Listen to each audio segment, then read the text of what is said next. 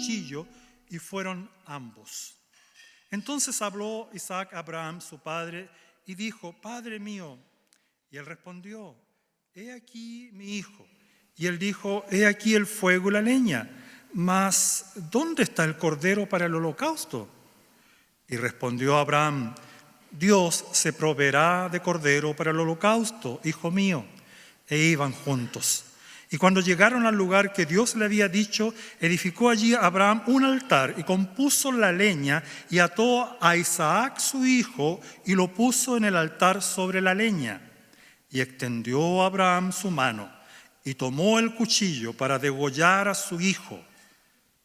Entonces el ángel de Jehová le dio voces desde el cielo y dijo: Abraham, Abraham. Y él respondió: heme aquí.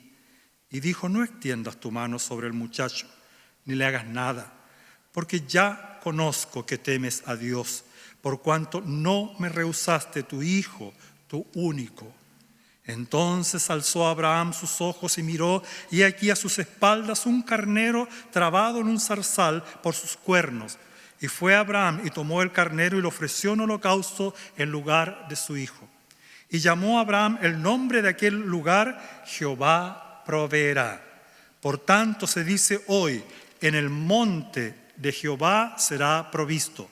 Y llamó el ángel de Jehová a Abraham por segunda vez desde el cielo y dijo: por mí mismo he jurado, dice Jehová, que por cuanto has hecho esto y no me has rehusado tu hijo, tu único hijo, de cierto te bendeciré y multiplicaré tu descendencia como las estrellas del cielo y como la arena que está a la orilla del mar, y tu descendencia poseerá las puertas de sus enemigos. En tu simiente serán benditas todas las naciones de la tierra, por cuanto obedeciste a mi voz.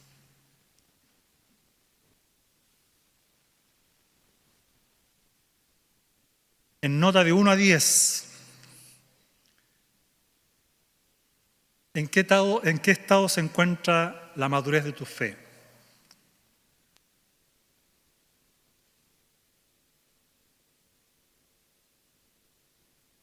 ¿1, 2, 3, 4, cerca del 10, bajo el 5?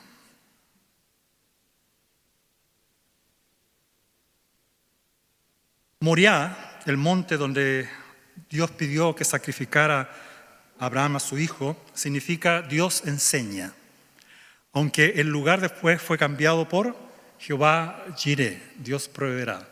Pero interesante el nombre, Dios enseña. En el prefacio del libro El hombre en busca de sentido, que relata las terribles vivencias de Viktor Frankl, un médico psiquiatra de origen judío, somos introducidos a la lectura de este interesante libro de la siguiente manera. El escenario del hombre en busca de sentido se dibuja sobre el atroz paisaje de la vida en los campos de concentración nazis. Enfocar esa tragedia en su conjunto amortigua el impacto de la turbación y es capaz de mitigar la sensación de crueldad del holocausto. Al contemplar sus hileras de tumbas en perfecta simetría, el horroroso cementerio de Auschwitz solo parece albergar una multitud de personas recordadas con una dignidad póstuma tras una muerte sin sentido. Sin embargo, el panorama cambia radicalmente si ante cada tumba el espectador juega con la imaginación y percibe un sinfín de vidas malogradas. En ese hueco o tumba podría yacer una persona que en plenitud de energías emprendía un prestigioso proyecto profesional. Aquí, una madre que ha muerto con la angustia de ignorar cuál ha sido la suerte de uno de sus hijos arrancados de su regazo. Allá, uno junto al otro, un matrimonio, un hombre y una mujer que tras sortear los avatares de una larga existencia, esperaban con sosiego envejecer juntos. Más allá, a una joven le abortaron los sueños de un feliz matrimonio. Todavía más allá, el cuerpo inerme de un niño o una niña que aún conserva la sonrisa helada de una vitalidad en expansión.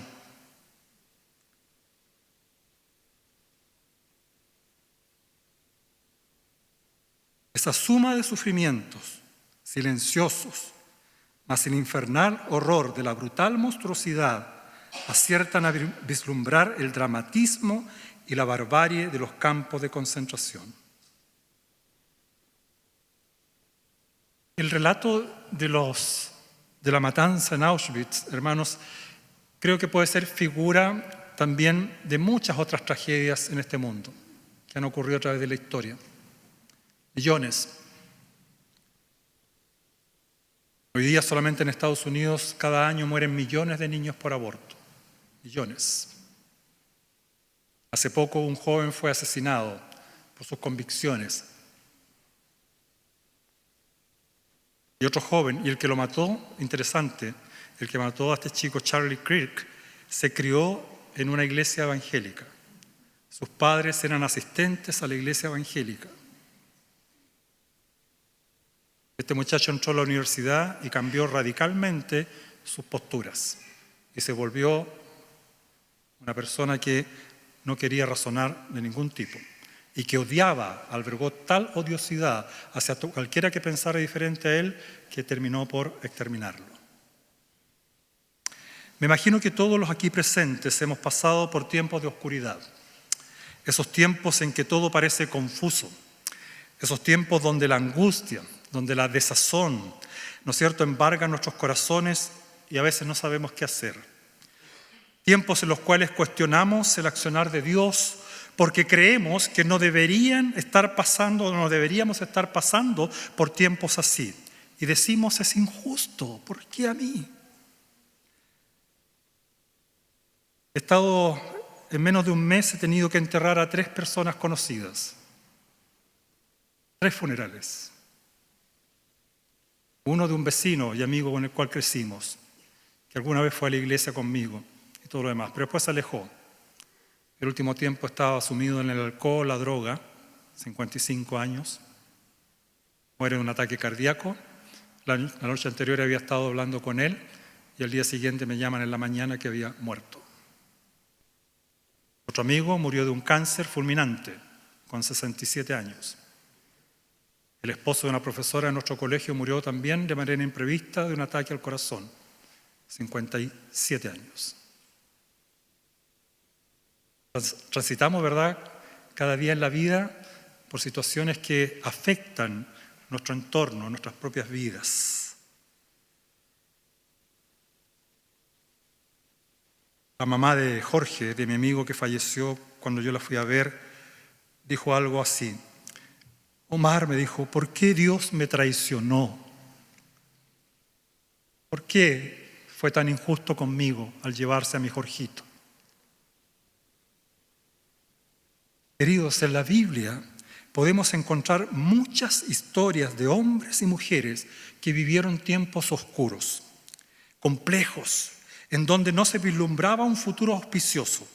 A nosotros que leemos estos relatos y conocemos el desenlace final, porque tenemos la posibilidad de conocer toda la historia de la Biblia, ¿verdad?, nos cuesta muchas veces ponernos en el lugar de estos personajes y en su contexto histórico presente que ellos vivieron. Cuando leemos sus historias nos cuesta empatizar, como se dice hoy, con estas personas. Leemos el relato y decimos, Abraham, padre de la fe, perfecto. Job, pero terminó bien. Pero ¿cuántos se han puesto a transitar, a caminar con los personajes de la Biblia, a hacerlos carne, ¿no es cierto?, a vivir con ellos el dolor, a acompañarlos? Cuesta, ¿verdad? No sé si ustedes, pero a pesar de que soy pastor, a veces uno tiende a rehuir a la gente con problemas. ¿Sí o no? Seamos sinceros. No queremos meternos en ningún cacho. Quiero vivir una vida tranquila.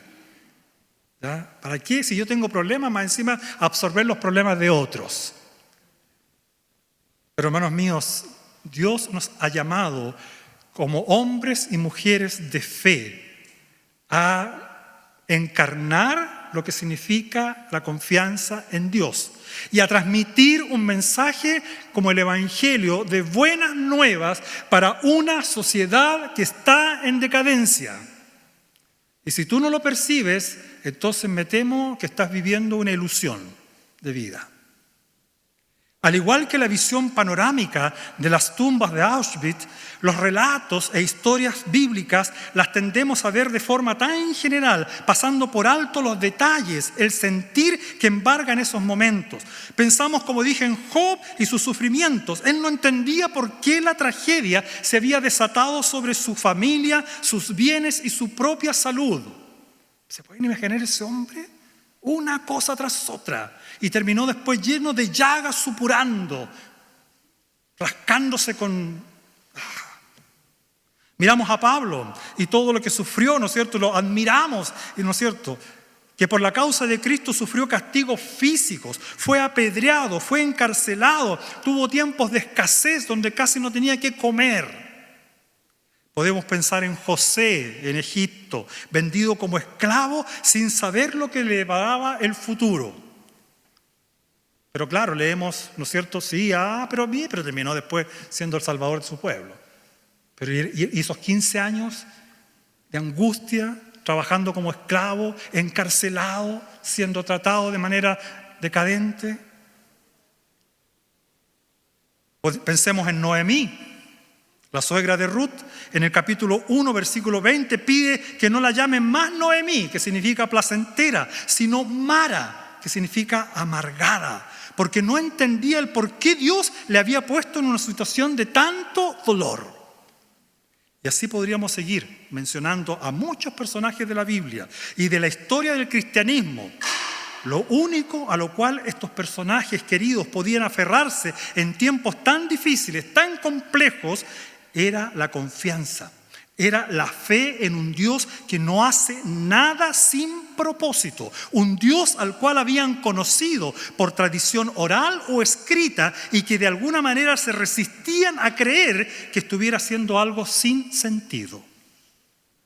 Pero cuando se está en el fragor de la batalla, como se dice, o en medio de la tormenta, o como decimos, otra cosa es con guitarra, ¿no es cierto? No siempre es fácil aceptar ni entender la voluntad ¿de quién? De Dios. Y mi pregunta entonces, por eso te pregunto, ¿en qué grado te encuentras en tu madurez de fe? ¿Estarías dispuesto o has logrado sobrellevar situaciones complejas en tu vida que hasta el día de hoy puedes decir, sí, estoy en este nivel, sí, Señor, creo en ese Dios que acabamos de cantar, del cual exaltamos que es un castillo fuerte, que Satanás no podrá, ¿no es cierto?, contra nadie que se aferre a ese castillo? ¿O cuando llega la hora de la prueba, mandas toda tu fe a la punta del cerro?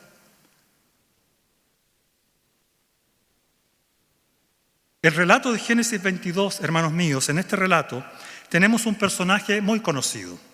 De hecho, es conocido como el padre de la fe. Al menos así dice Hebreos 11, 8 al 12, que resume, ¿no es cierto?, que es el padre de la fe. En este relato, sin embargo, particular, Abraham, ¿no es cierto?, tenía, se cree, según los estudios, entre 120 a 125 años cuando va a sacrificar a su hijo. Dato interesante. ¿A qué edad tuvo Isaac? A los 100. ¿Ya? A los 100. O sea que Isaac tenía ¿cuánto? 20 o 25 años. Algunos han dicho inclusive que podría llegar a haber tenido hasta 33 años.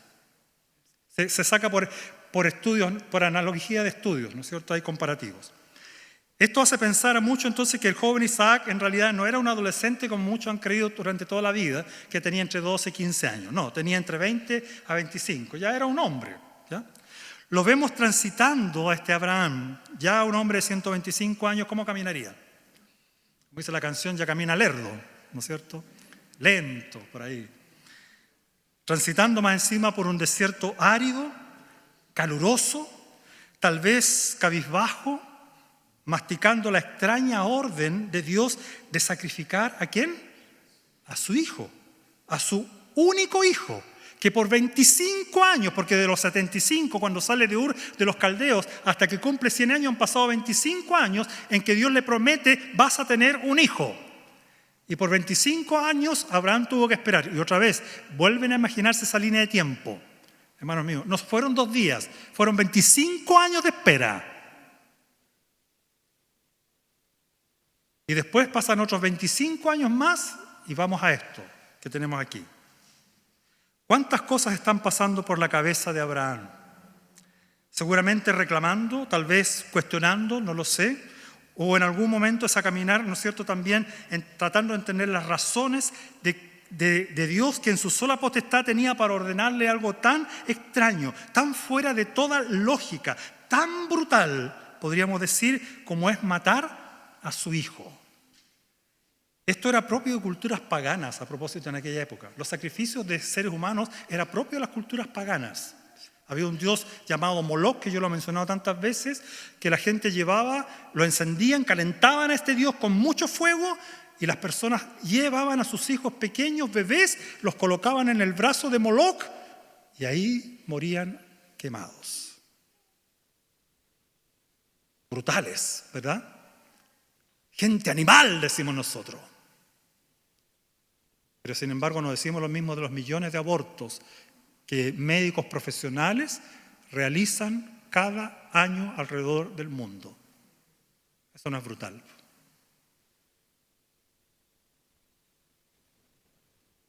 El pastor Eugene Peterson, perdón, le lo he mencionado tantas veces, ya lo tengo rayado con Eugene Peterson.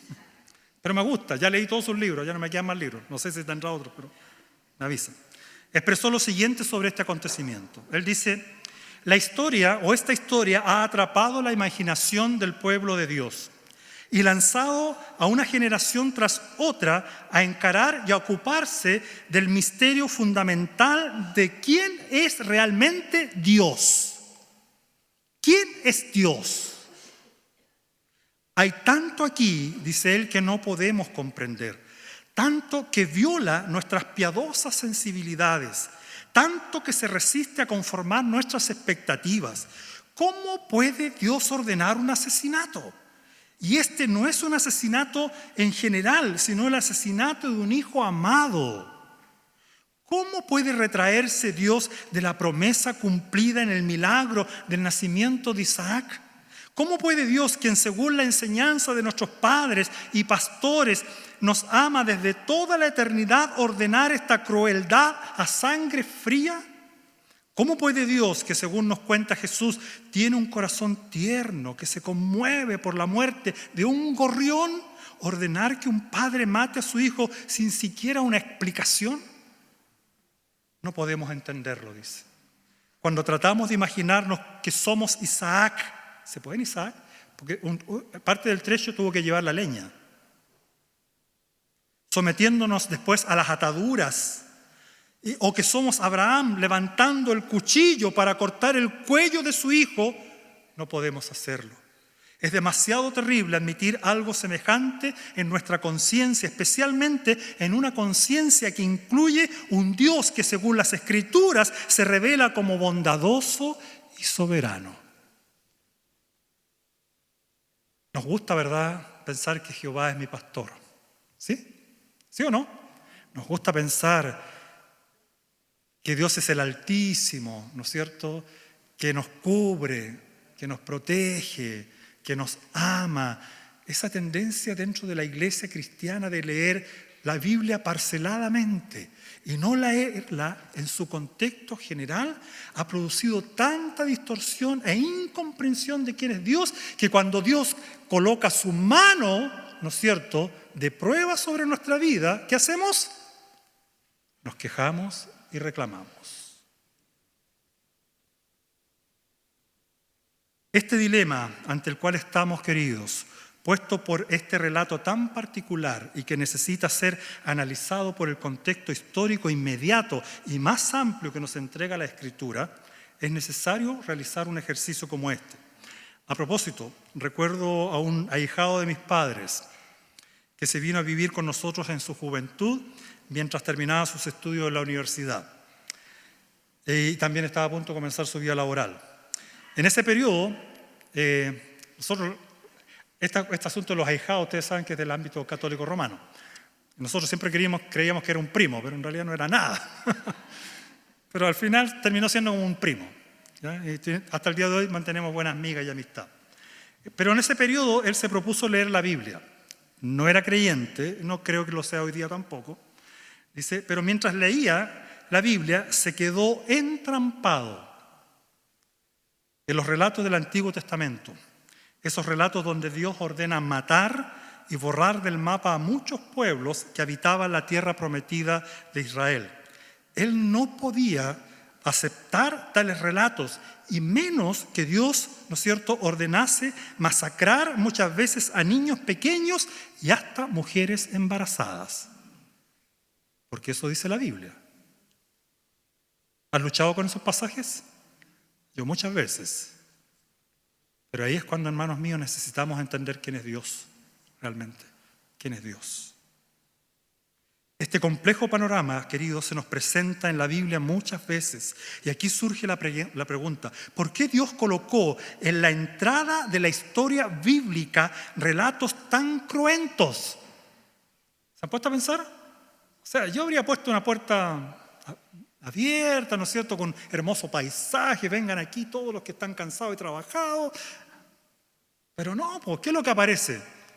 Dios expulsando a Adán y Eva del Edén, ¿no es cierto?, una lámpara encendida para que nunca más entren, un diluvio que arrasa con todo, ¿no es cierto?, una nación que entra a la tierra prometida masacrando medio mundo, bla, bla, bla.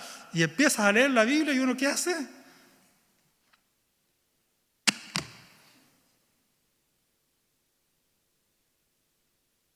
Por esta razón, a veces he escuchado a muchos aconsejar que debemos partir leyendo los Evangelios y no el Antiguo Testamento. Para mí, cuestionable consejo, me atrevo a decir.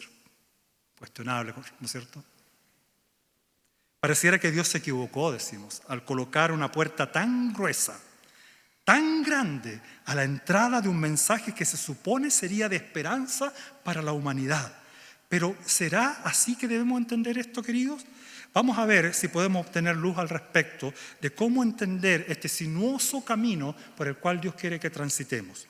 El primer elemento que quiero entregar son tres, pero no se preocupen, no hay tan lento ahora. El primer elemento que quiero entregar como llave que nos permite entender, ¿no es cierto?, o abrir esta puerta tan resistente de la revelación bíblica es la fe. Primer elemento, primera llave, la fe. Eugene Peterson dice que la fe es el matrimonio entre lo invisible y lo visible. Piensa en eso. La fe es el matrimonio entre lo invisible y lo visible. ¿Sí o no?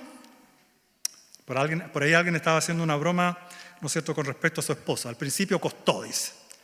Pero después, cuando uno se va conociendo, ahí sabe que en realidad uno ama a su pareja. ¿Sí o no? Al principio, ¿qué pasa? Todo parece color de rosa. Ella es perfecta, él es perfecto. ¿Hasta qué? ¿No es cierto? Empezamos a conocer los problemitas que arrastra, ¿no es cierto?, de su otra familia.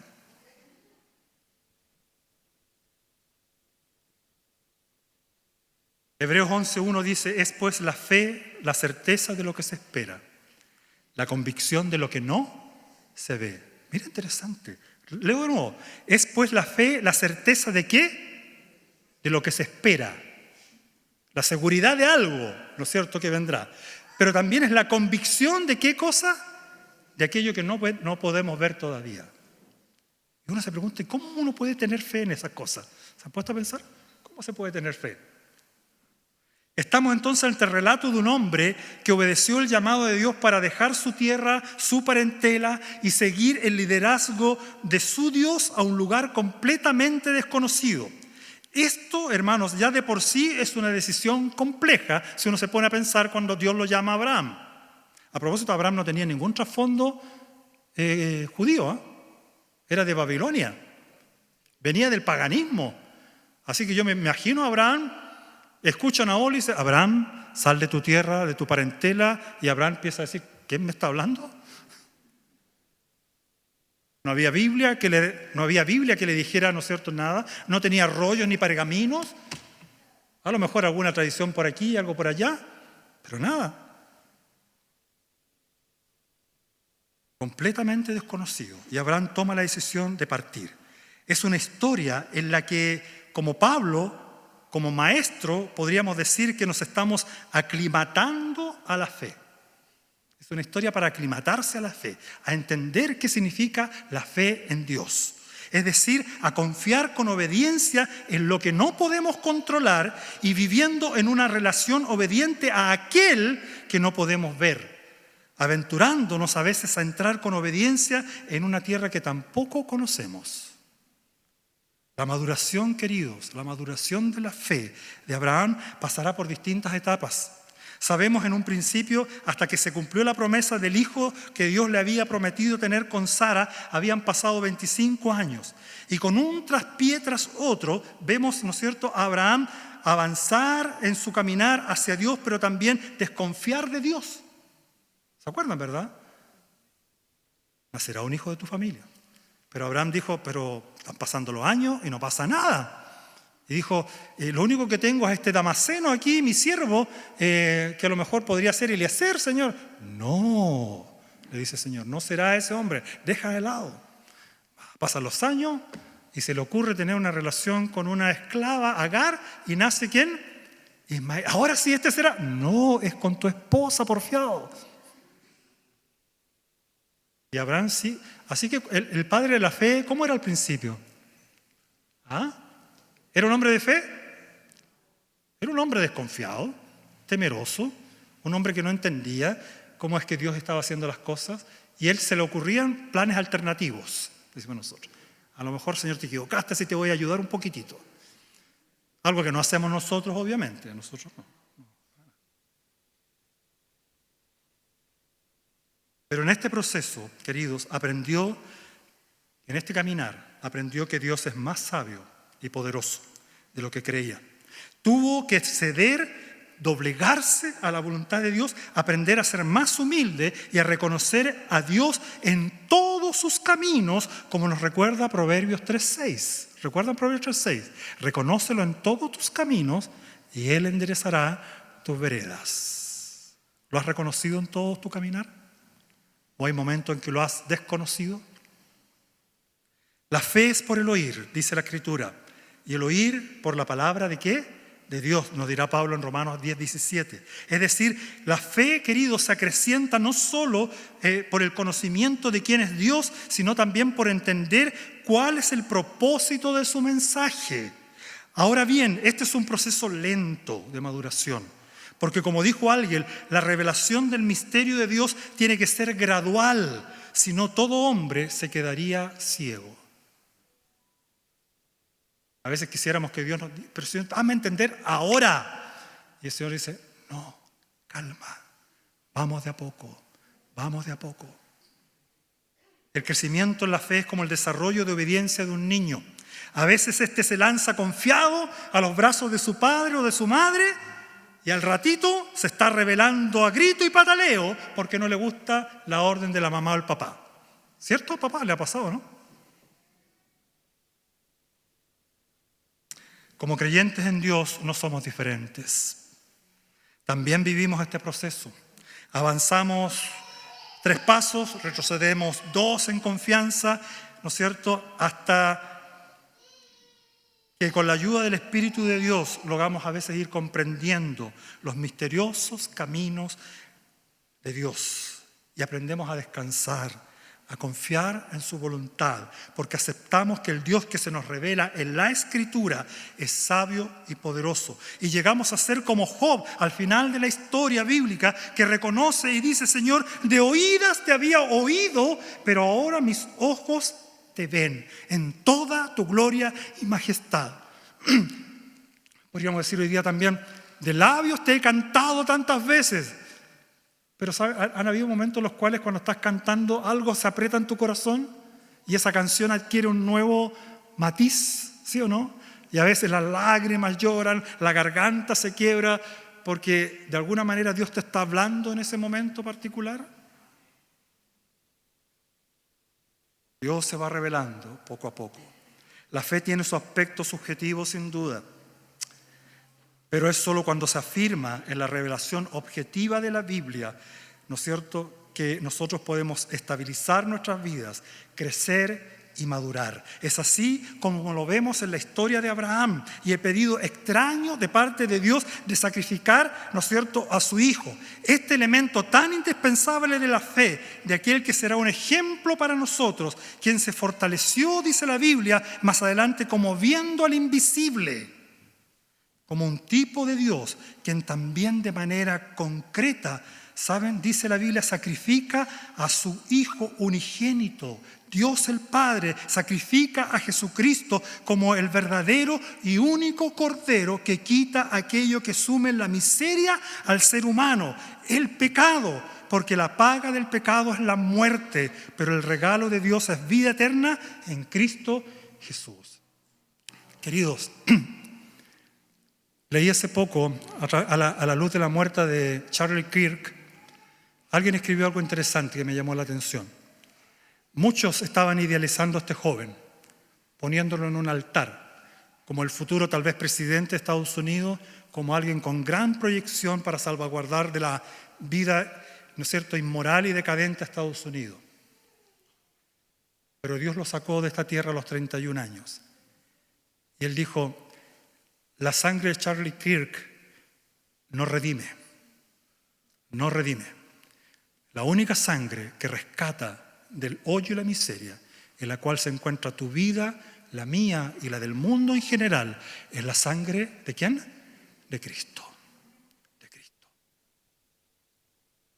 Miramos a la cruz, depositamos nuestra fe en Cristo, somos resucitados a una nueva vida, a una comprensión renovada de quién es Dios, de un Dios que ama y que está dispuesto a entregar a su Hijo para que nosotros tengamos vida y vida en abundancia.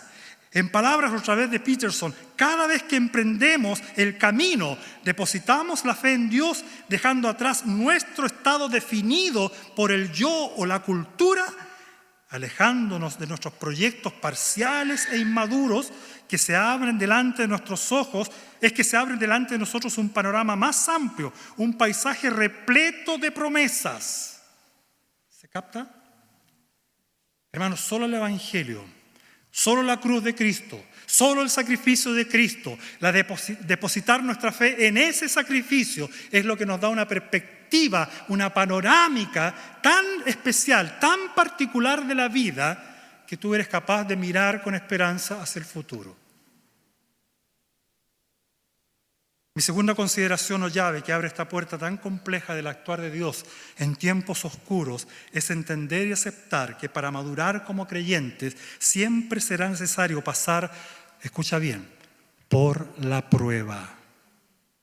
Por la prueba. Quiero que se detengan a reflexionar la siguiente frase por un momento. La fe no se adquiere por imitación o copiando cómo otros se conducen en la vida cristiana. Escucha bien. La fe no se adquiere por imitación o copiando cómo otros se conducen en la vida cristiana. Podemos aparentar ser cristianos ante otros, pero a Dios, queridos, no lo puedes engañar. La Escritura nos advierte la necesidad de examinarnos, de probarnos, dice la Escritura, a nosotros mismos para saber si estamos en la fe, no sea que nos demos cuenta tarde de que estamos reprobados, dice 2 Corintios 13:5. Y yo te pregunto, ¿qué tipo de fe tienes? La fe de Abraham fue probada por Dios. Y recordemos que han pasado aproximadamente 50 años desde que Abraham salió de Ur para llegar a este momento tan crucial de su vida, donde Dios necesita probar la confianza de aquel que sería un prototipo de la fe bíblica. No pensemos, por lo tanto, que porque tenemos cierta edad o cierto tiempo en los caminos de Dios o cierto prestigio dentro del ambiente cristiano, no seremos probados.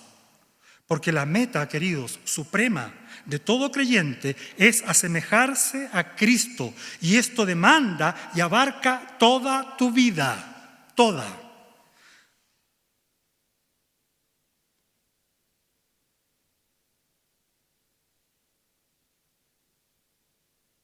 La vida de cada creyente tiene sus vivencias particulares, yo lo sé.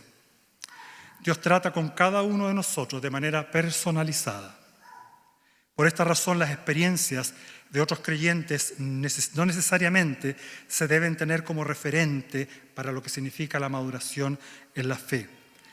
De alguna manera sí, pero para adquirir una fe robusta y madura, cada uno de nosotros tiene que experimentar el trato personal de Dios con nuestras vidas.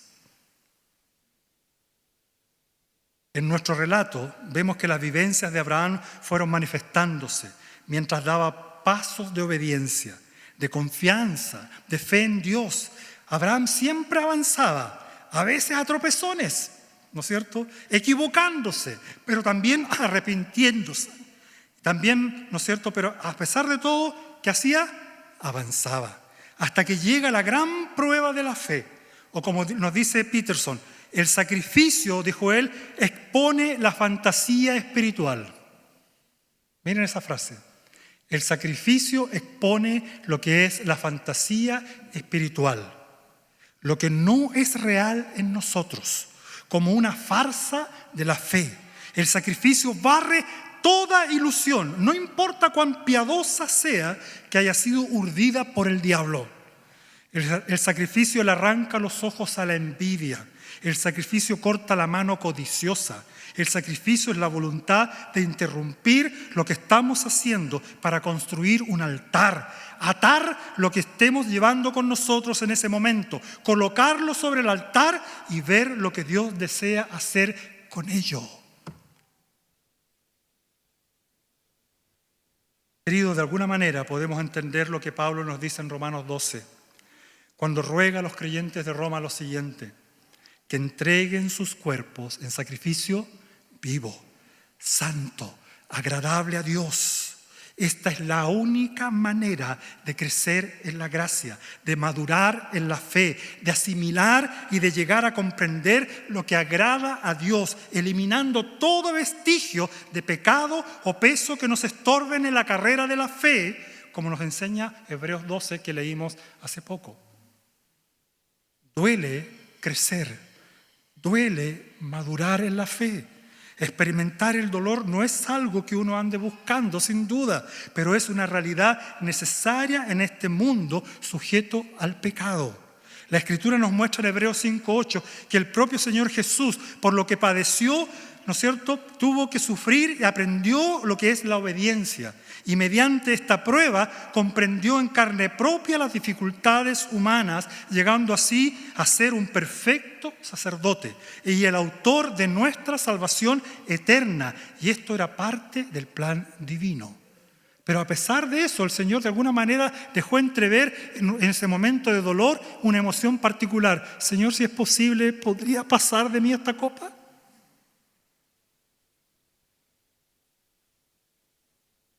En realidad, ¿podrías quitarme la angustia del dolor? Y el Señor le dijo, no.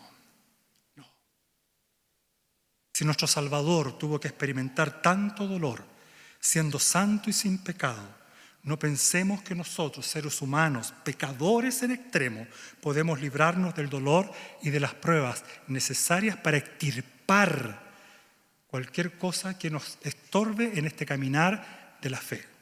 La vida de sacrificio es el medio y el único medio por el cual madura la fe. Aceptemos con humildad las pruebas que Dios nos manda, queridos. Por último, la última llave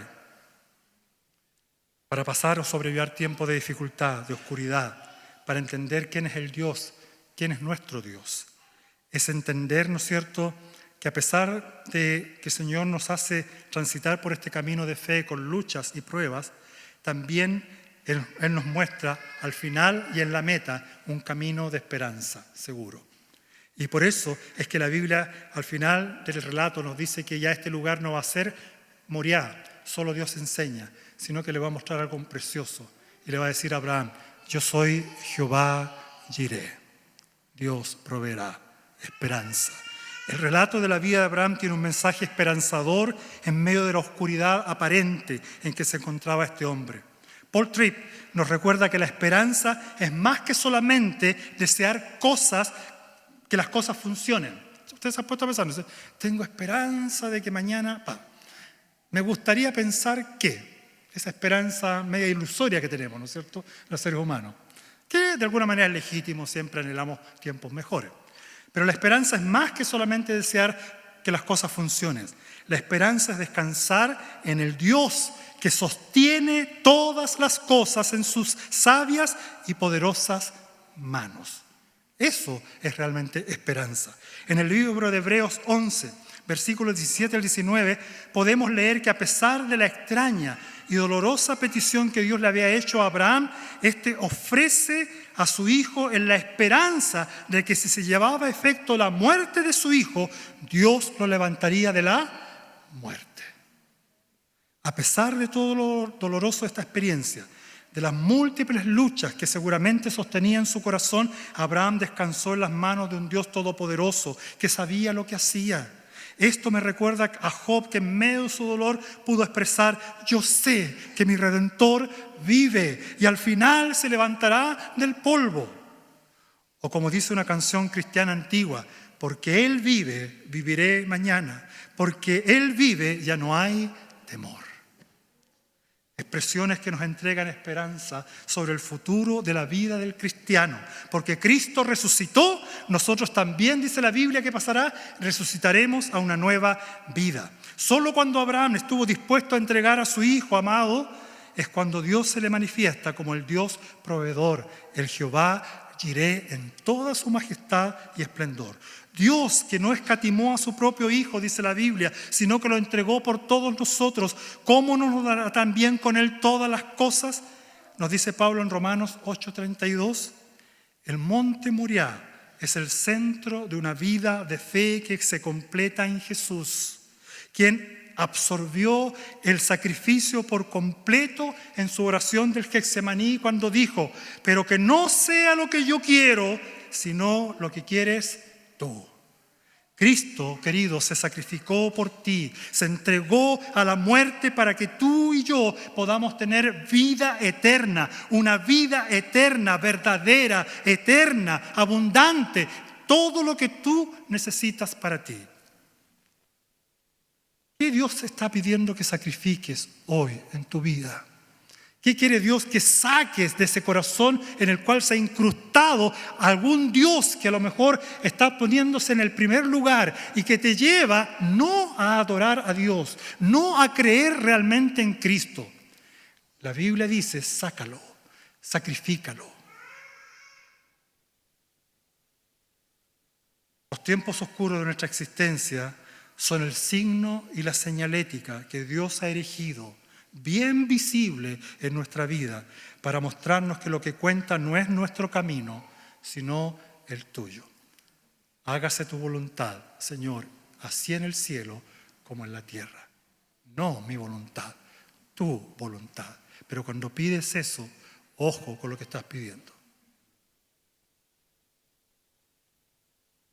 Las pruebas, las luchas, la maduración en la fe son el medio que Dios usa para que nuestra fe en Cristo ya no sea de un niño fluctuante, sino de alguien que realmente ha comprendido las promesas del Dios del pacto. Si estás pasando por tiempos oscuros o llegas a pasarlos, y los vas a pasar, te lo aseguro, deseo alentarte con estas palabras finales del escritor de la Epístola a los Hebreos. Hebreos 12:1-3 dice: por tanto, nosotros también, teniendo en derredor nuestra grande nube de testigos. ¿Les menciono algunos testigos? Abraham te está mirando, Isaac te está mirando, Noemí te está mirando, Esteban te está mirando, Pablo te está mirando, Juan te está mirando, y sin número de otros personajes de la Biblia y de la historia del cristianismo son los testigos que están ahí firmes, demostrándonos que aquel que tiene una fe arraigada realmente en Cristo, hermanos, llega hasta el final, llega a la meta, no sucumbe antes de tiempo. Despojémonos, por lo tanto, de todo peso y del pecado que nos asedia, dice el escritor de Hebreos. Despójate. ¿Y qué crees que Dios está pidiendo que sacrifiques hoy? Y corramos, dice después, con paciencia la carrera que tenemos por delante. A veces a lo mejor tú dirás, pues ya me cuesta tanto asistir a la iglesia, me cuesta tanto seguir a Dios, me cuesta tanto entender algunas cosas de la Escritura, me cuesta, lucho con este tipo de cosas. Los corredores hoy día cada vez corren con ropa más ligera, ¿se han fijado? Zapatillas ultra livianas, ropa muy ligera para no luchar contra la resistencia al viento. Se despojan de todo aquello que les impide correr y avanzar. La Escritura dice lo mismo. Si quieres correr con paciencia la carrera por la fe, despójate de todo peso y pecado que te asedia. Despójate, quítalo. Pero es que pastor, es que mi hijo, no lo sé. ¿Mi auto? Puede ser. Ropa de marca. Puede ser. ¿Identificas lo que tienes que despojarte? Corramos con paciencia la carrera que tenemos por delante, puestos los ojos ¿en quién? Jesús, el autor y consumador ¿de quién? Querido, Abraham es el padre de la fe, pero Cristo es el consumador de la fe. Él es el único que te puede ayudar, ¿no es cierto?, a terminar la carrera, a correr con paciencia, aferrado a Él. El cual, dice la Biblia, por el gozo puesto delante de Él, ¿qué hace? Sufre la cruz. Isaac no tuvo que morir al final, no tuvo que ser sacrificado, porque Dios ya tenía un sacrificio preparado, un cordero ahí, amarrado entre los arbustos, pero que tipificaba ¿qué cosa? El cordero que quita el pecado del mundo, Cristo Jesús, que murió también en un monte, en el monte Calvario. No es el mismo monte Moriah, ojo. El monte Moriah hoy día, en el monte Moriah hoy día está el domo de la copa, o sea, el domo de la roca en Israel.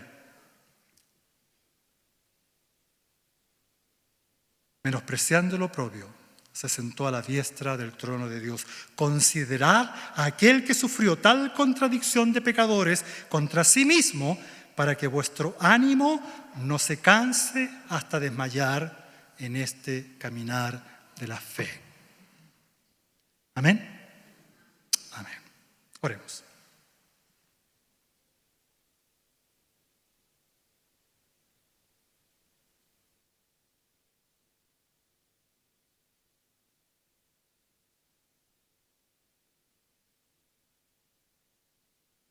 Señor, creo firmemente que es solo tu palabra la que debe quedar incrustada en nuestra mente y corazón. Solo la revelación de tu palabra es la que puede transformar y cambiar mi duro corazón.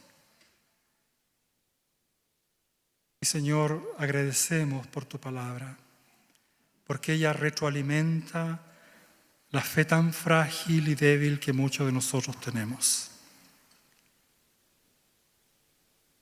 A veces, Señor, con tristeza debo decir, no paso más tiempo contigo en tu palabra ni en oración. Y no he entendido que es la única manera en que puedo seguir madurando y creciendo en la fe. Perdona mi pecado, Señor. Límpiame mi maldad. Quita de mí, Señor, la flojera. Quita de mí, Señor, tantas cosas que a veces entorpecen mi visión de tu gloria, de tu majestad, de tu revelación. A veces queremos entender tantas cosas de tu palabra y podemos pasar horas viendo televisión como un ídolo incrustado en nuestro corazón. A veces podemos pasar horas en redes sociales perdiendo el tiempo sin leer tu palabra, que realmente es la única que nos puede ayudar a vivir con gozo y plenitud en esta sociedad tan decadente. Señor, ayúdanos a entender que debemos despojarnos de todo peso y pecado. Ayúdanos a entender que nada debe estorbar nuestro crecimiento y maduración en la fe. Señor, cada uno de nosotros tiene sus luchas. Revélate, Espíritu Santo, y muestra a cada uno de mis hermanos qué cosas deben dejar de lado, qué cosas deben sacrificar en el altar que te honra a ti, que te glorifica a ti. Señor, y sabemos esto es para nuestro bien. Tú no nos pides sacrificios, Señor, que no nos cuesten. Tú no nos pides sacrificios también con el puro propósito de a lo mejor hacernos sufrir como muchos piensan. Señor, tú quieres quitar de nosotros aquellas cosas que más nos hacen sufrir, que más entorpecen nuestro avance. Y quieres colocar en su lugar todos los tesoros de tu palabra, todos los tesoros de la vida abundante en Cristo, todo aquello que realmente puede satisfacer los anhelos más profundos de nuestro corazón. Señor, gracias por Cristo nuestro Salvador.